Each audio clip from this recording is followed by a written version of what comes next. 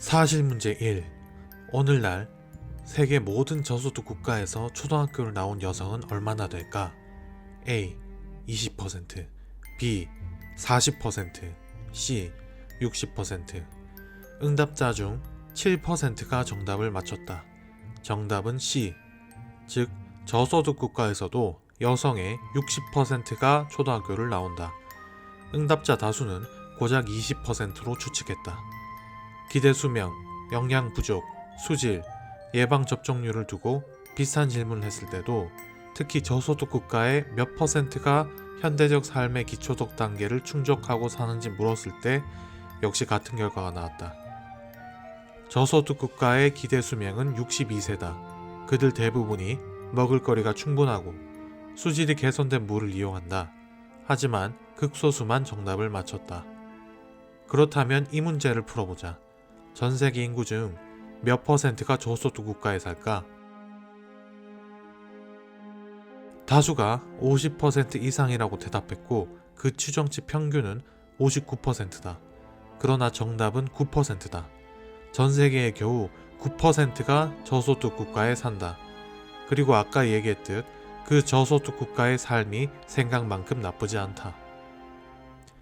요약하면 저소득 국가는 대부분의 사람이 생각하는 것보다 훨씬 더 발전했다.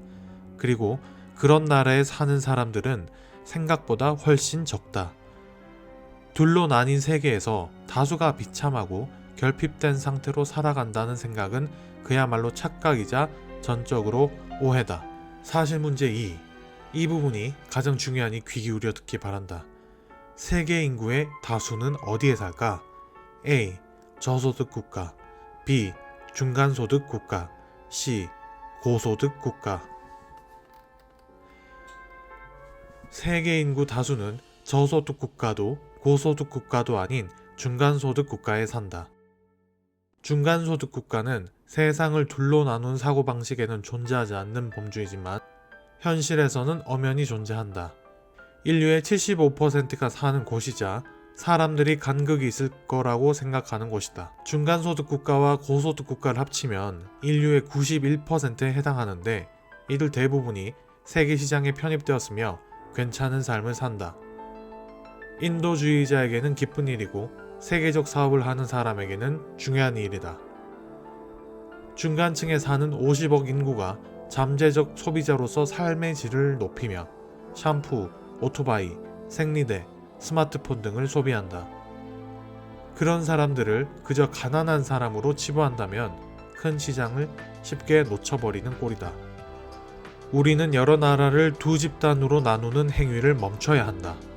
그런 행위는 이제 말이 안 된다. 인간에게는 이분법적 사고를 추구하는 강력한 본능이 있다. 어떤 대상을 두 집단으로 나누려는 본능, 좋은 것과 나쁜 것, 영웅과 악인, 우리나라와 다른 나라. 이는 간단하고 극적이다. 이 간극 본능은 분할을 연상케 하지만 알고 보면 완만한 다형성에 불과하고 차이를 연상케 하지만 사실은 수렴하는 차이며 갈등을 연상케 하지만 사실은 합의에 이르는 갈등이다. 우리는 극단적에 이끌리기 마련이지만 상황을 이해하는 데는 그다지 도움이 안 된다. 현실은 그렇게 극과 극으로 갈리지 않는다. 사람들이 간극이 존재한다고 생각하는 그곳에 사실은 인구 대다수가 존재한다. 간극 본능을 억제하려면 다수를 보라.